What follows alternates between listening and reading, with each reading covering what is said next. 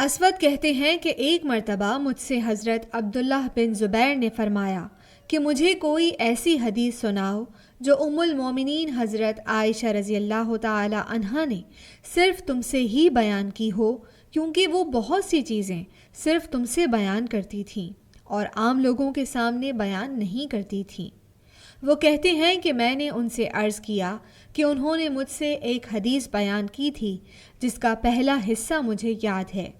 کہ جناب رسول اللہ صلی اللہ علیہ وآلہ وسلم نے ارشاد فرمایا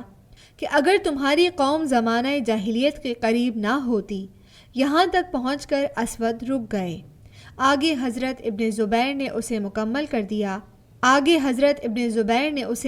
کر دیا کہ میں خانہ کعبہ کو شہید کر کے زمین کی سطح پر اس کے 2 دروازے بنا دیتا، ایک دروازہ داخل ہونے کے لیے اور ایک دروازہ باہر نکلنے کے لیے۔ مسند احمد حدیث نمبر 23612۔